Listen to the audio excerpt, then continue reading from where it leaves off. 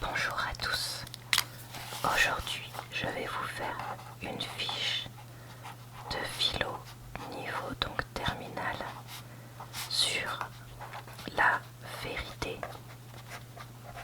On m'a demandé de faire des vidéos de fiches de révision pour le baccalauréat et c'est vrai que j'ai un petit peu du mal à en faire vu qu'il y a beaucoup de filières, etc. Mais je me dis, il y a quand même des petites choses comme la philo où plus on a d'idées, mieux c'est. Et je pense que peu importe la filière, avoir les bases des idées, c'est toujours ça. Donc j'utilise une fiche que j'avais trouvée qui apparemment a été faite en 2008. Donc peut-être que certaines petites choses ne sont plus au programme, c'est pas grave. Je me dis ça peut toujours aider dans la réflexion. Donc ici, on me donnait le débat 1 qui est peut-on douter de tout? Et je me suis dit que ça pouvait être pas mal comme idée à développer. Donc, en premier, dans le plan, ils mettent on doit douter pour être vraiment heureux.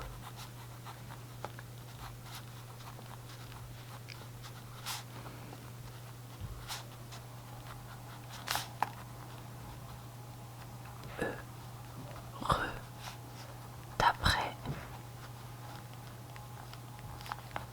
les sceptiques.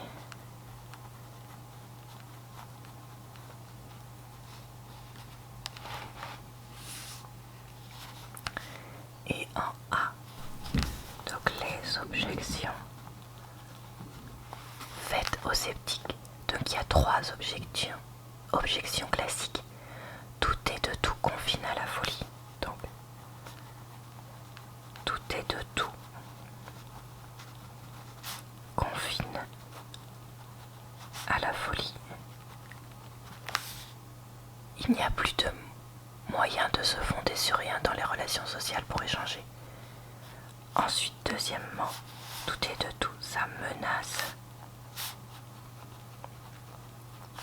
notre sécurité puisqu'on doute du danger.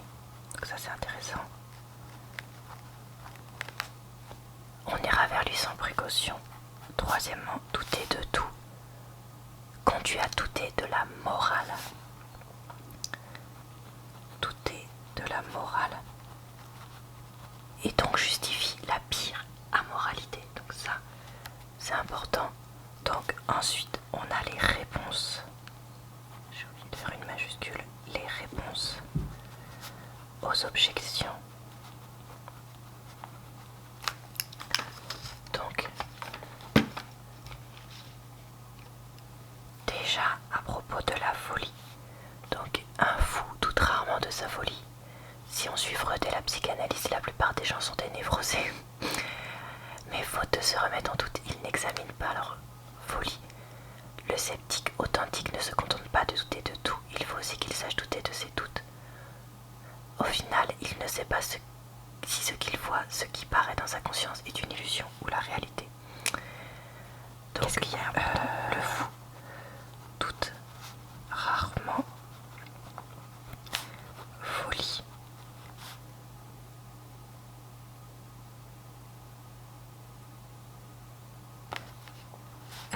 Savoir douter de ses doutes.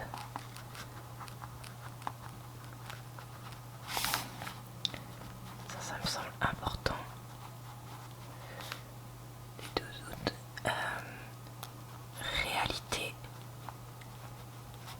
ou illusion. Voilà. Donc ça c'est ce qui me semblait important. Ensuite, l'irresponsabilité face au danger. La peur sert, il est vrai, à réagir face au danger. Douter du danger et donc de sa peur pourrait être dommageable. Mais le sceptique ne nie pas qu'il y a des apparences de danger et des apparences de peur dans sa conscience. Son doute n'est pas un doute qui consisterait à tenir simplement ses impressions pour des illusions. Il ne sait pas si elles sont illusoires ou réelles. Bon, on tourne sur le même truc. Mais de fait, en se positionnant ainsi, il est sûr de ne jamais paniquer. Donc, ne jamais paniquer, on va le noter. Réalité ou noter parce que ça semble important. Il apprend de façon certaine à maîtriser sa peur. Ça, je pense que c'est important. Donc, maîtriser.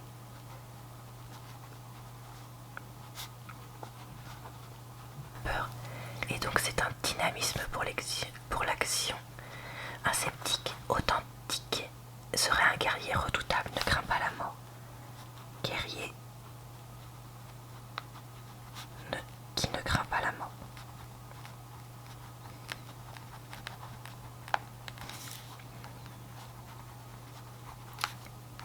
Ensuite, la moralité. Donc quand le sceptique doute de la morale, il n'est guère authentique, car au fond il est très aisé de douter la morale. En vérité, il est bien plus difficile de douter de ses doutes à propos de la morale.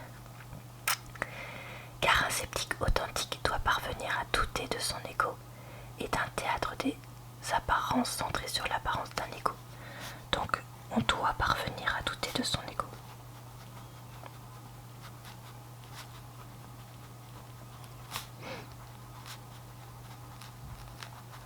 En fait, j'ai oublié de souligner les trucs tout à l'heure. Donc je le souligne maintenant. J'espère que vous m'en voulez pas de faire ça.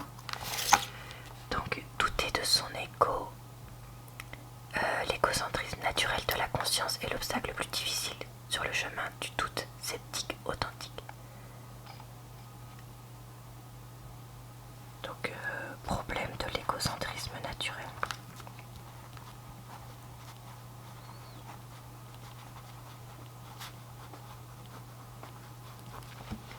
Voilà. Ensuite, l'intérêt d'être sceptique.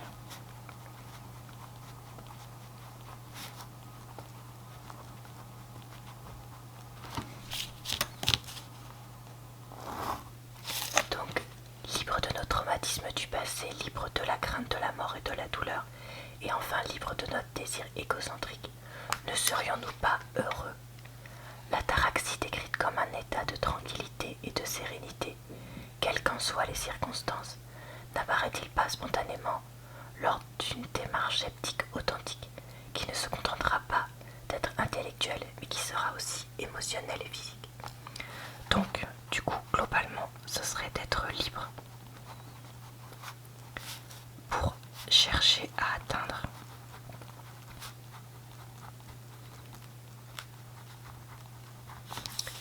l'ataraxie. Et on va noter donc ces états de tranquillité et de sérénité.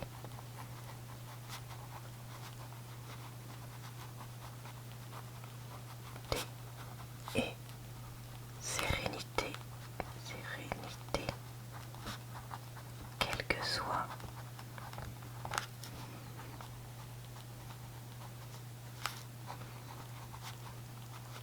les circonstances. Voilà. Donc voilà pour ce grand 1 pour le débat. Ensuite, grand 2, les paradoxes du scepticisme.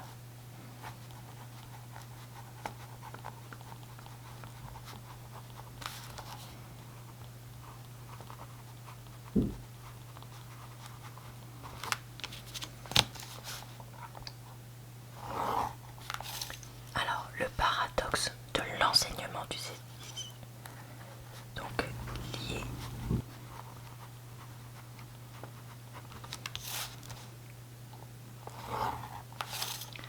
donc, toutefois, dans l'optique d'une doctrine sceptique, comment justifier un enseignement? Si on doute de tout, si on doute de même de nos doutes, comment l'enseigner? Donc, problème pour l'enseigner. Enseigner les doutes et doutes des doutes. Des doutes. Alors, il s'identifie à une école de la sagesse, mais dans ce cas-là, on ne peut pas douter de tout. S'il doute de ses doutes à propos d'une telle école, elle ne pourra être considérée, ainsi que son enseignement, que comme des apparences. Problème des apparences.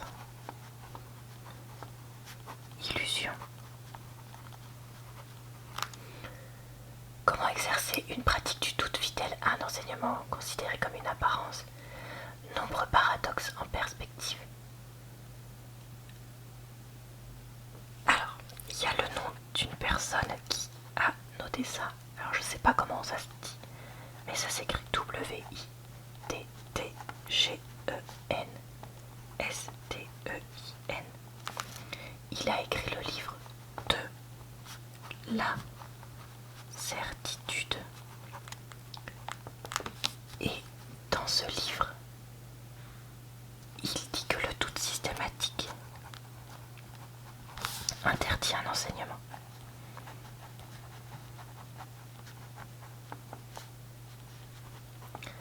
Interdit de construire un enseignement, pardon.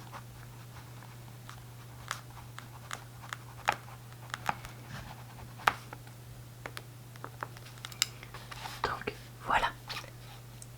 Ensuite, on a le paradoxe lié à son authenticité. Mince, voilà, il y a toujours une lettre que j'oublie dans authenticité. Pardon, authenticité.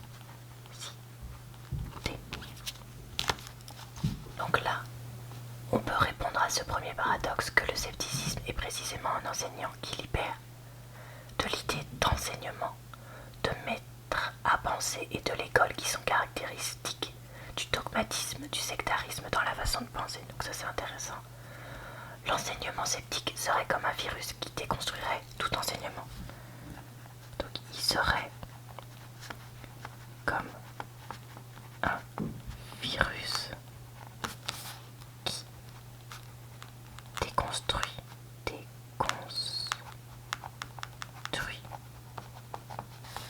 tout enseignement, y compris lui-même dans ses tendances dogmatiques. Donc tout enseignement dogmatique.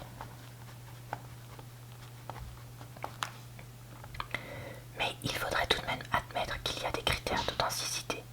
Un scepticisme qui n'irait pas jusqu'à la déconstruction de sa doctrine ne serait pas authentique. L'authenticité demeure une forme de vérité. Donc, authenticité demeure forme de vérité. Ensuite, on a la vérité d'un soi. Donc, Descartes montre qu'il est bien un auteur du doute, qu'il le doute sceptique, s'il élimine tout facteur égocentrique, intellectuel, passionnel ou physique, ne peut pas nier qu'il y a quelqu'un capable d'exercer une liberté d'indifférence. Ah, attendez, j'ai pas tout compris là.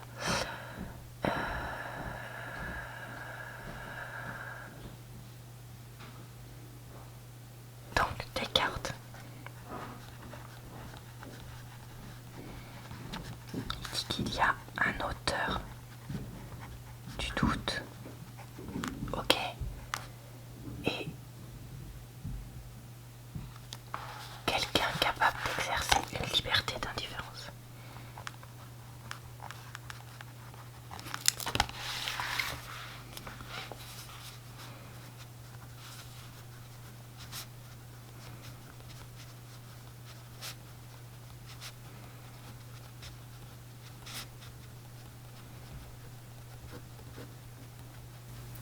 Le quelqu'un en question n'a rien d'un quoi, d'une chose contenue dans la conscience dont on pourrait aisément douter.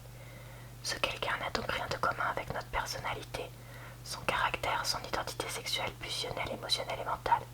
C'est une dimension de notre conscience. Donc ça, on va le noter. C'est une dimension de notre conscience.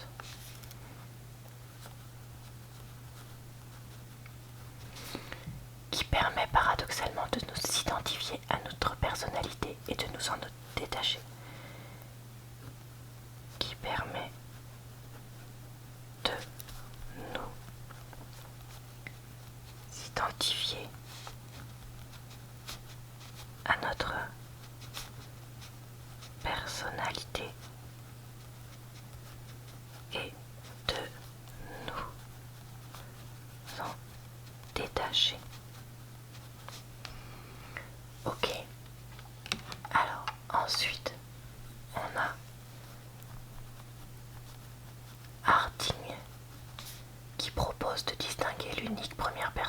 surgit pure conscience est notre troisième personne, notre personnalité physique, pulsionnelle, émotionnelle et mentale.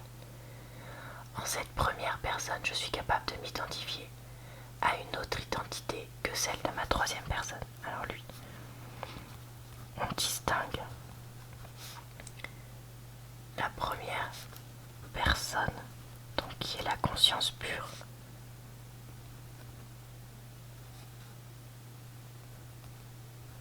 donc qui est la pure conscience, pardon, et la troisième personne,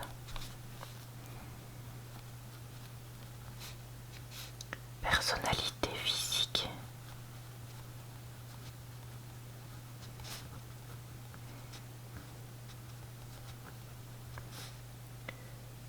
pulsionnelle, émotionnelle et mentale.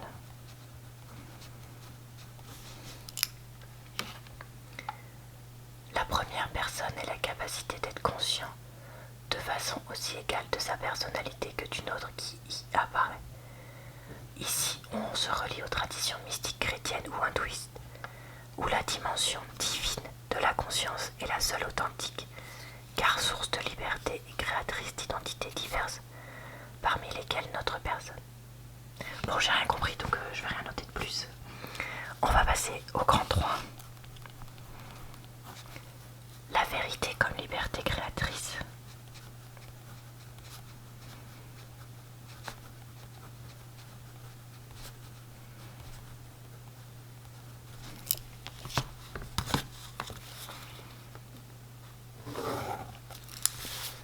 Alors ici, on n'a pas de sous-partie, donc on va noter.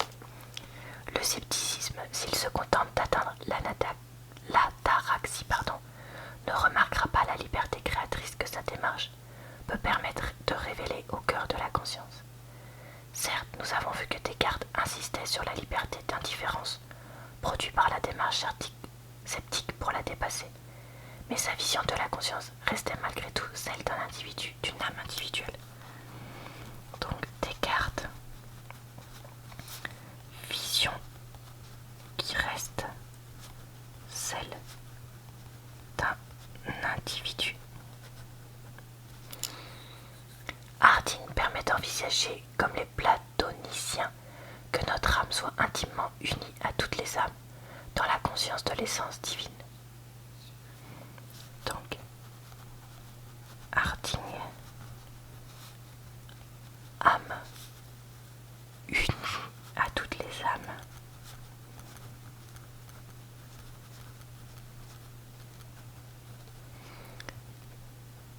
Dans conscience par essence divine.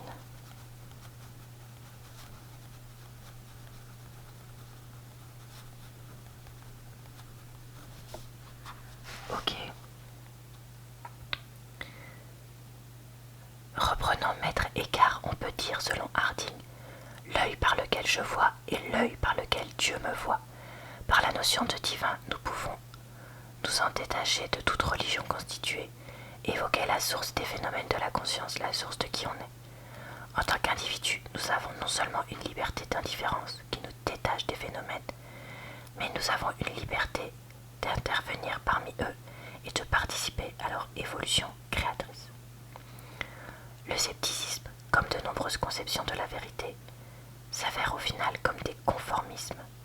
Le scepticisme permet d'échapper au dogmatisme, donc le scepticisme permet d'échapper au dogmatisme,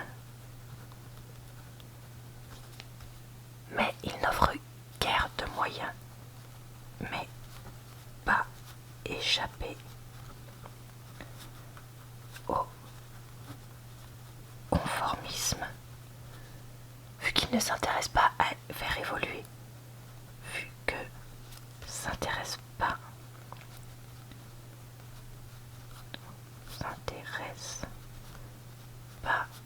faire évoluer monde des phénomènes nécessaire pour se libérer de l'impossible. Les génies sont ceux qui reculent les frontières de l'impossible. Que signifie l'amplitude du doute sceptique, sinon que notre conscience mentale n'est pas une connaissance intégrale de la vérité, dans la mesure où elle n'a affaire qu'à des apparences. Contrairement à ce que pensait Descartes, la raison ne nous permet pas de tout connaître des apparences jusqu'au point où derrière elle apparaîtrait la réalité. Notre approche de la vérité est donc enfermée dans les limites. La vérité, elle est enfermée dans les limites d'une conscience humaine, mentale. Voilà, j'espère que cette fiche vous a aidé à avoir quelques idées. Comme c'est quelque chose que je connais pas bien, j'ai eu du mal à vous faire la fiche. Mais c'est pas grave, j'espère que ça vous a plu quand même et que je n'ai pas dit trop de bêtises. Je vous dis à très bientôt dans une prochaine vidéo.